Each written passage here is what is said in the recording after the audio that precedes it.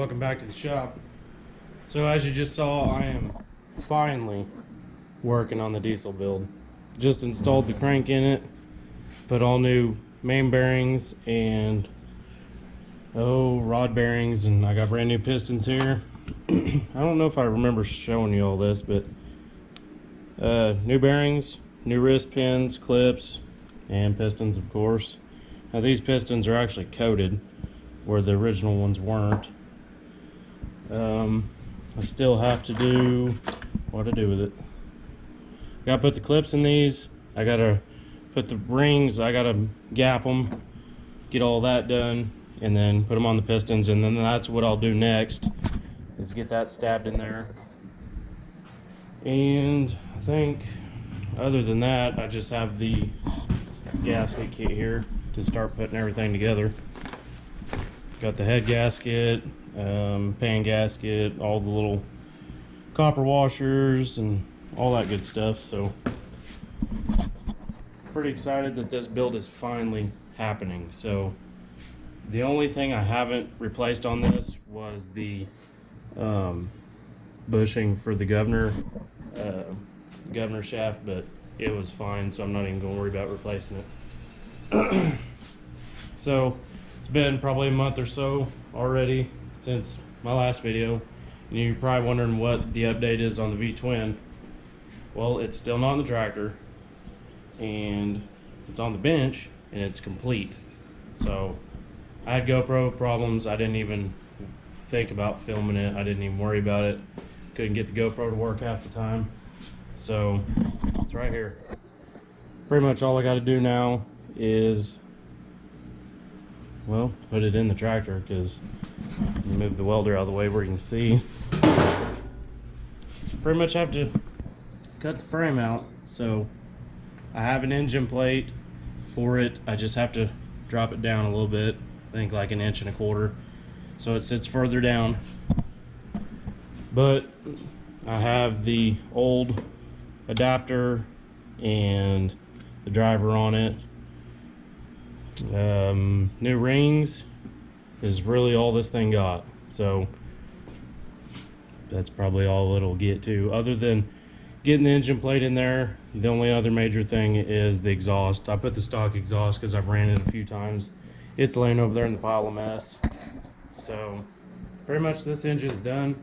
So I'm sorry I didn't bring you along, but like I said, I had GoPro trouble and it didn't happen. So it's together, ready to go when I get that in. But I wanted to step out here. Oh, before I do that, I'm in here. I got a little Bush Hog brand 0 turn in the shop being worked on for a customer that supposedly had carb trouble, but I've went through the carb, it's all good. And now I'm thinking it's got a head gasket problem, because it literally blowed the dipstick out of it the other day. So that project got that going. But I'm gonna come out here and show you my new toy. So I bought this probably 2 weeks ago, and I think I got a pretty good deal on it. I bought this Ferris IS 3200. It's like, I mean, I think there's only a few other models like this, a bit bigger, but this model is the 72-inch cut, and it has the 37 horse Vanguard on it. I mean, that thing is huge. I mean, I've mowed a couple places so far, and the grass could be to your knee, and it doesn't even bog it down. It just walks right through it. So I bought it because it was a good deal, in my opinion. It's got roughly 1,500 hours on it, but these things last forever. So this mower, I believe, is right around $13,000 brand new. I gave $800 for it, so I don't think I got too bad a deal. The only real issue is this little roller here for the deck is kind of bent down, but the frame itself's not bent, so I just need to straighten that out. The shocks, the bushings on the top are gone, but That's nothing real major. And when I got it from the guy that I work with, he was having trouble with it not running right, and it ended up being just the little needle valve for the float was stuck, and it was pouring fuel into the crankcase. So I fixed that, got it all flushed out, new oil change, and other than that, I mean, it runs great. I do have a new throttle lever order, because when you're running it, it like gradually comes back. No big deal. Got that coming. It's like 20 bucks.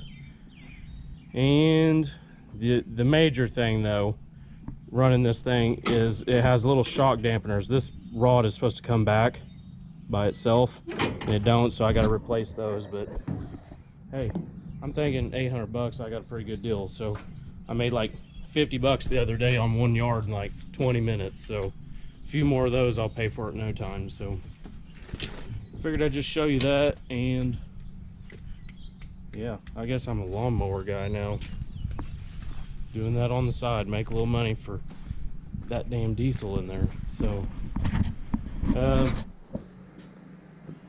tractor it's going in, yeah, I haven't done anything with it. Trans is actually sitting back here in a pile. There's the shafts for it and all that. Not even really going to mess with that until last minute. I want to get this thing done and get some time on the engine stand with it. So I mean, I got tons of crap I gotta get for it. Radiator, I mean, there's just a crap ton of stuff that I'm gonna have to make that happen. And then the clutch and the drive shaft and all that crap is gonna be like 600 bucks. So that thing out there on the trailer is gonna help fund that diesel. So that's about it, really. Trying to figure out what else I can do to this today. I got to put the oil pickup in it, and the pan, that can be done today as long as I get the pistons and rods in. I'm going to start gapping the rings here in a little bit and get all that good crap going. So, but it's finally coming together. Cranks in it, new bushing, new rod bearings, new crank bearings, main bearings, whatever you want to call them. So yeah, someday I'll get this in here. But this whole little freaking pandemic thing we got going on, I don't think we're ever going to pull this year. So if we do, it's going to be a few months, and I'm really not.